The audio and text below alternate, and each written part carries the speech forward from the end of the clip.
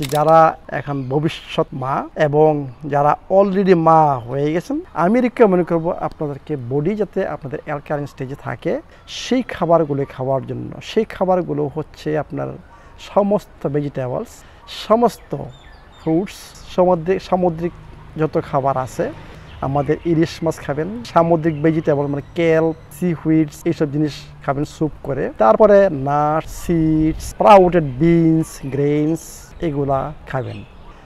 এবং ডিমটা আপনাদের মাস্ট খেতে হবে। মাংসটা খুব একটা বেশি না খেলে চলবে, তবু আমি মনে করি গ্রাস ফেড বিফ খেতে পারেন। এই হচ্ছে আপনাদের খাবারের লিস্ট। এই খাবারের সাথে সাথে আপনারা medicinal coconut oil must use করেন। যে আপনাদের দুধে মিডিয়াম চেন ফ্যাটি অ্যাসিড আল্লাহ পাক দিয়ে দিয়েছেন কিসের জন্য?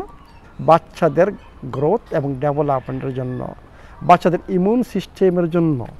এখন আপনি যদি এই অ্যালকালাইন ফুডের সাথে এবং অ্যালকালাইন ওয়াটারের সাথে ডাবের পানি বেশি বেশি খাবেন, এটা অ্যালকালাইন ওয়াটার, এই কোকোনাট অয়েলটা 3 থেকে 5 চামচ অ্যাড করেন, মেডিসিনাল কোকোনাট অয়েল অ্যাড করেন, আপনার দুধের ওই MCT medium chain fatty acid যেটা আমি বলে আসছি ওইটা পার্সেন্টেজ বাড়বে। এর মানে কি আপনার বাচ্চার জন্য অত্যন্ত উপকারী। Thank you very much.